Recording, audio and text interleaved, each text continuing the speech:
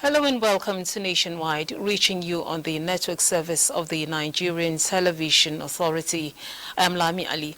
The Nigerian Civil Society has reconvened its election situation room for the governorship and state houses of assembly elections, scheduled to hold on Saturday, 18th March 2023. Timothy Yusuf reports that the governorship elections will hold in 28 states, while the state assembly elections will hold in all 36 states of the federation.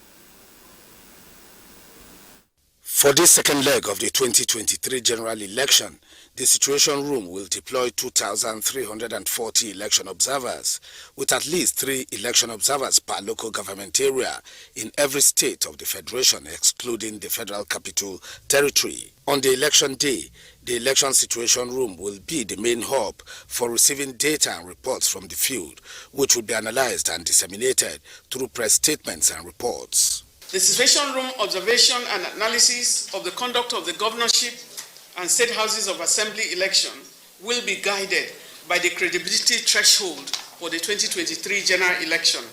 Situation Room expects that INEC has taken lessons from the challenges experienced during the presidential and national assembly elections of 25th February 2023, and that the Commission has made adequate arrangements to forestall the recurrence of the gaps observed during the elections. Yaga Africa at its database center in Abuja convened similar pre-election briefing on the March 18 governorship and state houses for assembly elections. Yaga Africa calls on the Interagency Consultative Committee on Election Security Access to ensure that security personnel deployed complies with the Code of Conduct on Election Security.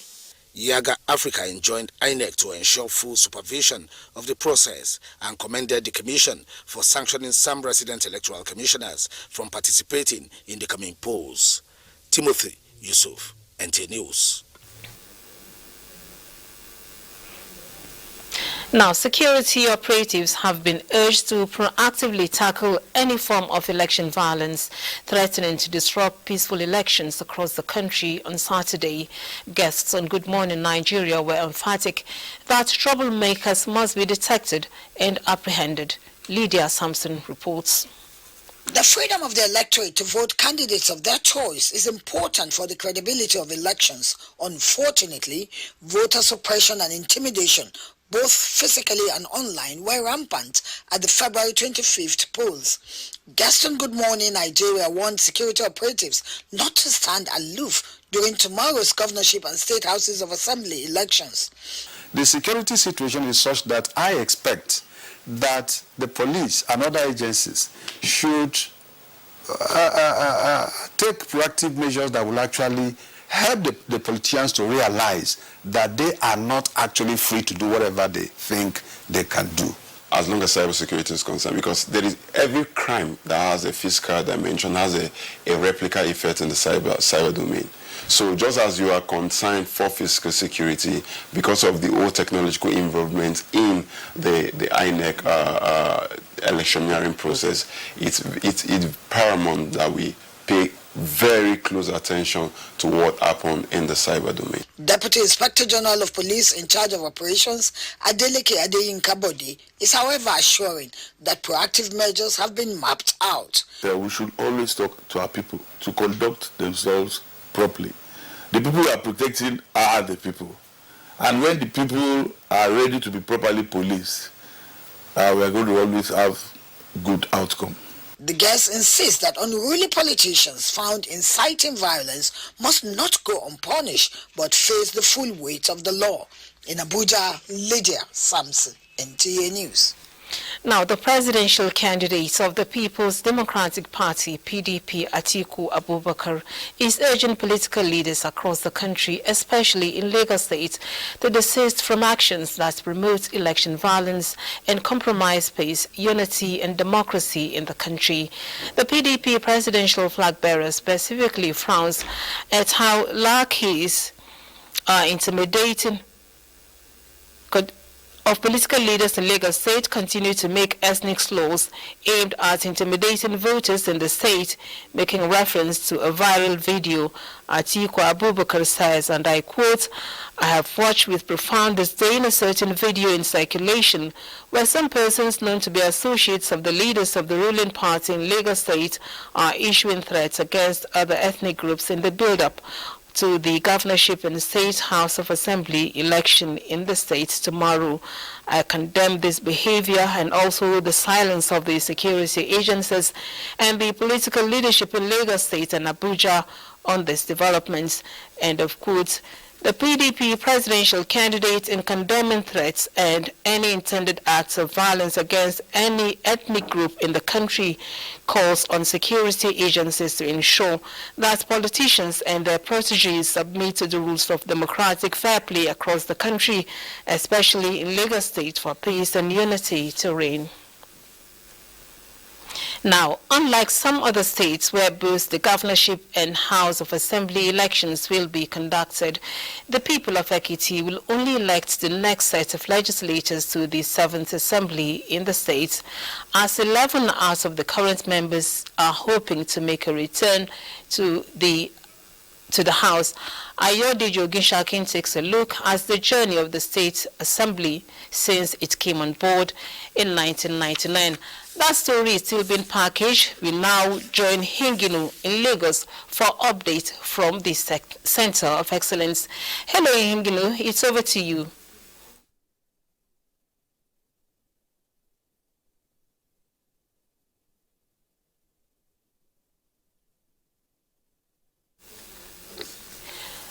Lagos, it appears not to be ready for us at this moment, so we continue with our stories here. The United States congratulates Nigeria's Ministry of Environment for inaugurating a new National Combating Wildlife Crime Steering Committee. The U.S. also lauds Nigeria's Wildlife Law Enforcement Task Force, inaugurated as part of West Africa's strategy on combating wildlife crime. In a statement published on its website, the U.S. welcomes the steering committee and task force as tools for improving internal government coordination and efforts to combat the theft of Africa's wildlife heritage. Nigeria is the first country in West Africa to establish these initiatives. Now, Parliament of the Economic Community of West African States, ECOWAS, is meeting in Freetown, Sierra Leone, for a delocalized meeting to come up with opportunities for sustainable regional renewable energy generation and distribution. The delocalized meeting focuses on the theme, building the regional energy market for a perfect energy transition. In attendance are 8 ECOWAS Parliament standing committees, namely Energy and Mining, Agriculture, Environment and Natural Resources, Infrastructure, Industry and Private Sector, Public Accounts, Macroeconomic Policy and Economic Administration, Finance and Budget, as well as that of Health. The Association of ECOWAS Female Parliamentarians, ECOFEPA, is also sensitizing women and girls in Sierra Leone on women's empowerment and role in the development of the sub-region. Time now to take some messages. Nationwide continues after the break. Do stay tuned.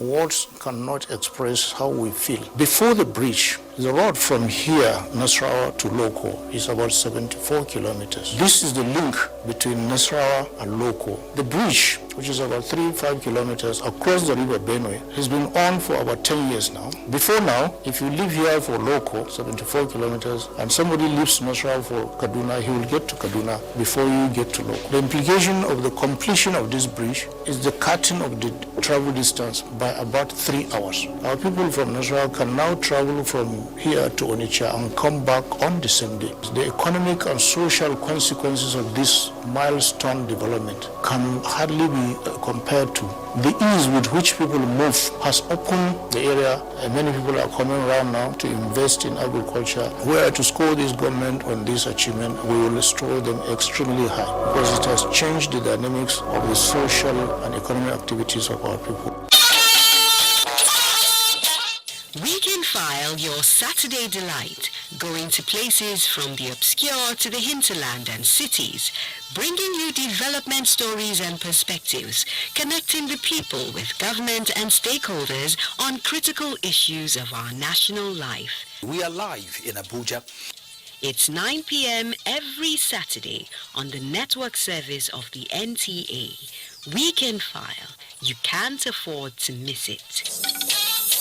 On NCC Telecom Weekly, we bring you innovations, trends, policies and stakeholders, redefining all sectors of our economy today. Here, you'll see the actors, policymakers and creativity that will shape your mind and business for growth in line with today's reality. Join us every Friday, 5 p.m. on NTN Network and on radio, FRCN Network on Fridays, 8 p.m. NCC. Connecting Nigeria.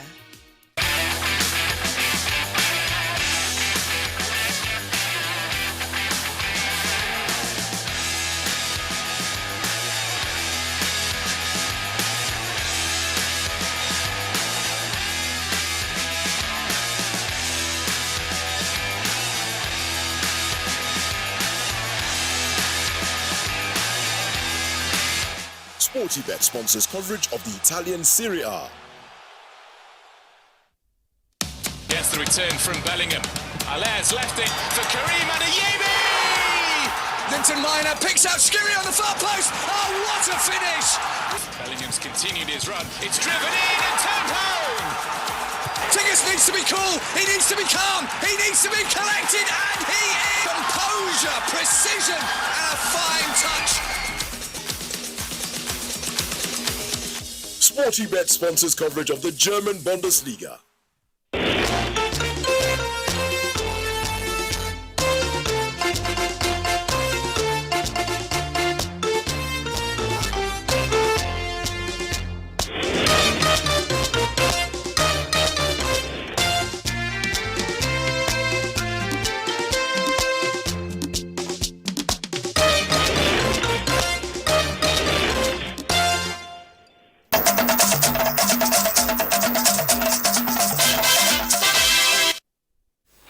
Thank you for saying.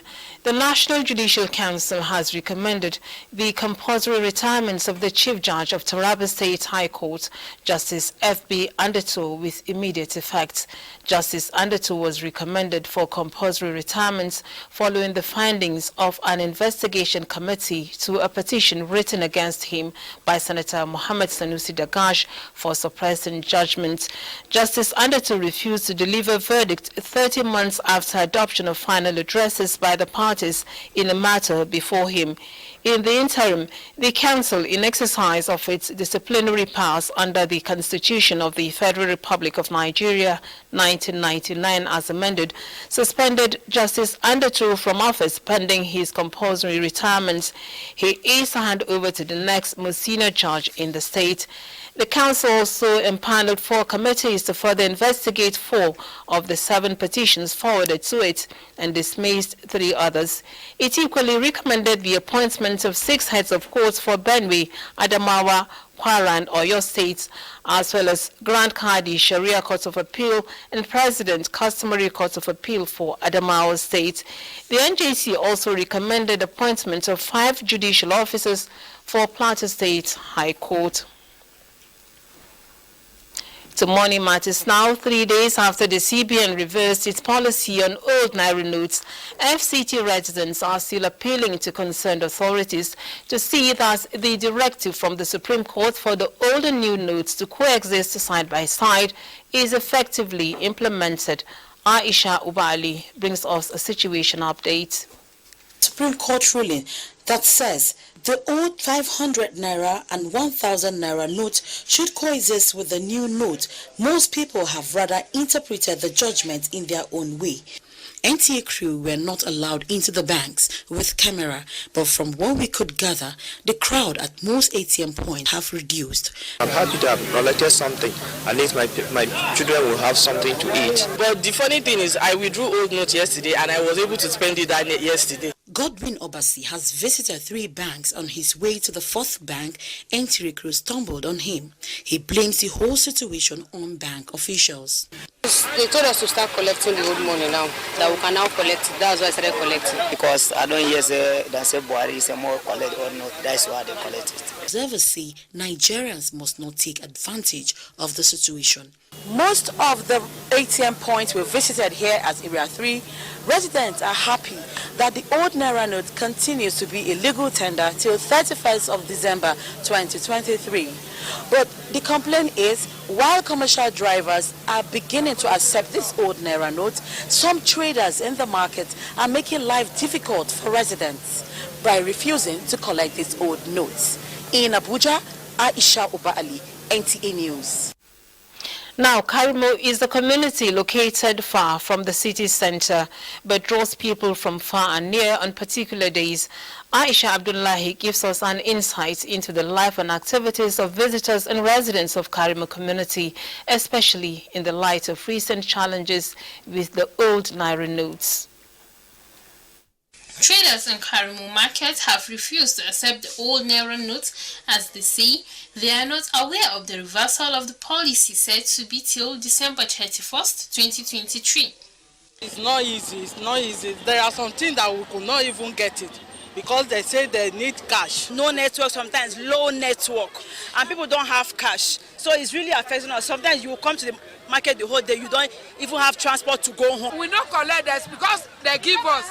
We go where would they go buy market? They say they don't collect them. Lydia's predicament is similar to other traders as she hopes to get cash to fend for her children. Some say it is seriously affecting them and so they have to halt their businesses. Ado to Karimo market at Trek, no money to pay transport, no cash. Anywhere you go, if you ask Moto say they don't get account and they will not collect transfer. Just transfer only 200 naira cash. Make I take enter moto to Angwashawu. No money. Where am I going to get money to go and buy another one? There's no money again. Just that there to stop the food. I'm not selling food again because of no cash. Village people no transfer. See what is money from morning till night. I no sell market. All of them are transfer. And I go back, I no see and catch. Traders and consumers expect that in a short while, the old and new Naira notes will become acceptable and accessible to all and transfer issues are resolved. Aisha Abdullahi, NTA News.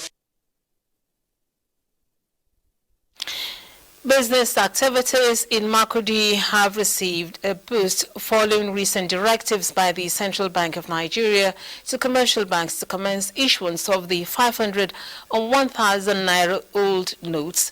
Correspondent Moses Udi has a situation report. The Central Bank directive, in compliance with the Supreme Court judgment of March 3, directing all commercial banks in the country to begin dispensing the old Naira notes to their various customers, seem to have eased up the challenge, as some bank customers say they can now transact businesses without hitches. With me is Mary and Isiaka. Mary, can you share your experience with us so far? It's old notes, but we still appreciate the old notes. The tension has reduced seriously, and businesses are moving gradually. A visit to high-level and modern markets in Makurdi reveals that business transactions are ongoing, as against speculations that traders are raising objections as to the legality of the old Naira notes. We interfaced with the union leaders who also met their traders and educated them, give them orientation on a new directive from the CBN. And as it is, traders are actually transacting with the old Naira notes. They gave the old note and we heard from the news that we should be collecting. So that's when I start collecting. My dear, it's not easy to get. It's the same thing because it's not easy to get money. Point of sale operators are also not left out as they now have money for their daily transactions. In the coming days or weeks, it is expected that bank premises will be discongested with the availability of the new and old Naira notes. In Makudi, Moses Udi, NTA News. You're watching Nationwide on the network service of the Nigerian Television Authority. Time now to take some more messages. Do stay tuned. Welcome back. The Kaduna State government has flagged off the reconstruction of about 22 kilometers Nnamdi Azikiwe Expressway, which will span from Command Junction to Kawo Flyover. Muhammad Umar Ajingi reports that the project is funded by the Dangote Group through the tax credit scheme approved by the federal government. This is one of the major road passengers from most states in the northwest pass through to Abuja. But for many years, this very important road is in a bad condition, asking for attention from the relevant authorities for a quick construction of the Nnamdi Azikiwe Expressway to enhance the safety of commuters and reduce the accident rates experienced almost every day here. No matter how can see 1 week to 2 weeks, you see one truck just fell down in the road because of the situation. The road is no bad, it's too bad. 2 years ago, the federal government approved the reconstruction of this road to be funded by Dangote Group under the federal government tax credit scheme to alleviate hardship faced by these commuters.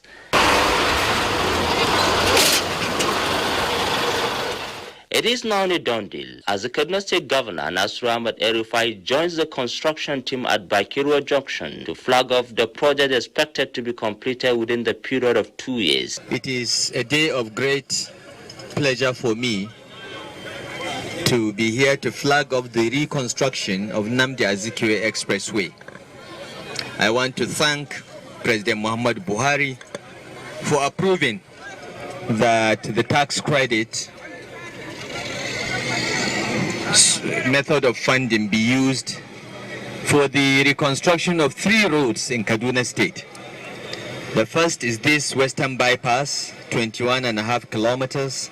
Let me assure you of Alhaji Dangote's commitment to work with the government and the federal government to continue to provide the basic infrastructure that our economy needs to grow. The state governor, Nasir Ahmed El-Rufai, called on the residents of the area to be patient during the construction period and provide all the necessary support for the contractors to complete the project within the stipulated time. In Kaduna, I am Muhammad Umar Ajingi, NTA News. And that does it on Nationwide for today. We thank you for watching. The countdown for the governorship and state houses of assembly elections is on. I'll now hand you over to Cyril Stoba for updates from across the states as NTA's Verdict 2023 studio opens.